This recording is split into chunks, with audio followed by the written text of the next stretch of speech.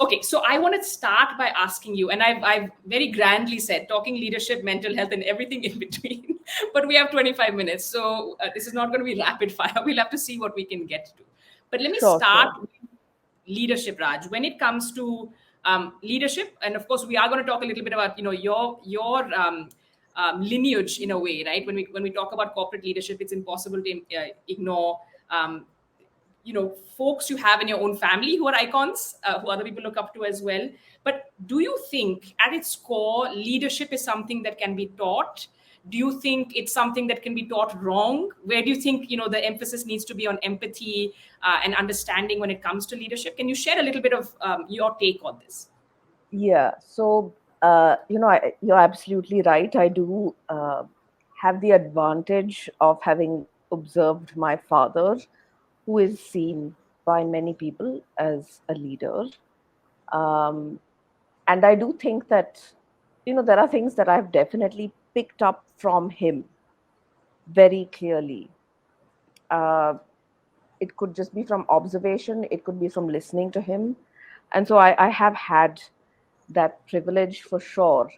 Do I think leadership can be taught? I think, I actually have quite a vexed relationship with the idea of leadership or even being a leader.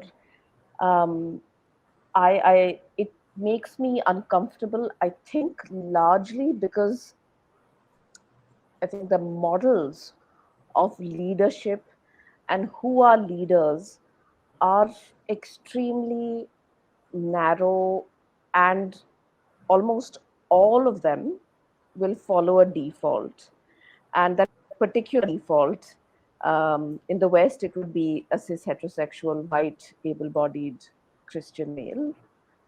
In India, it would be able-bodied cis heterosexual Hindu upper caste male, and that's the paradigm. That's the kind of model, and there is very little divergence from it.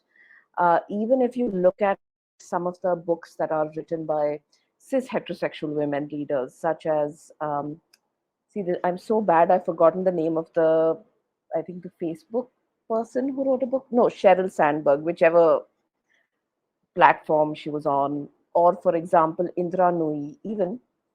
All of them are still very much following in the paradigm and having to make justifications for or talking about maybe how they've dealt with families as well, when it doesn't come up otherwise in leadership. So the whole idea of leadership itself, I find, is a quite a, I mean, unidimensional. I don't think we have enough conversations around it.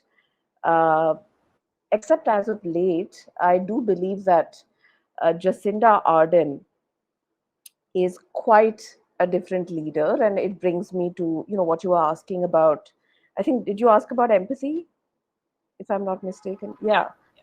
Yeah. I think she really kind of led the way in that, in terms of showing what an empathetic leader can look like, even in times of, I think, great upheaval, which is when New Zealand faced that violence during the pandemic, and then, of course, even while stepping down, to kind of show the vulnerability, which again is something that I think leaders really shy away from. And it's odd because ideally a leader should be transparent. And also, how would a leader expect anyone who works with them to come up to the leader and share if they themselves are not leading uh, in that sharing? So I think empathy is important. I don't think it can be taught. I know that, for example, for someone like me, I find it quite hard actually, uh, to, I think, grapple with and express in the way that empathy is typically understood. And so I think actually a lot of work needs to be done around different types of leadership, be it models for how do leaders that are neurodivergent or leaders with invisible disabilities lead? How do leaders that have physical disabilities lead? How do trans leaders lead? I think we can get very different answers and ways of working on leadership. I just feel like we've not had the conversations, and most conversations around leadership tend to be extremely boringly mainstream, which is why I never read them. The indictment, I thank you for your honesty. Thank you for your honesty. I think you're absolutely right. There's only, recently, I'm even only recently hearing about this importance of empathy in leadership. It was never the playbook anyone went to, right? Even pre-pandemic,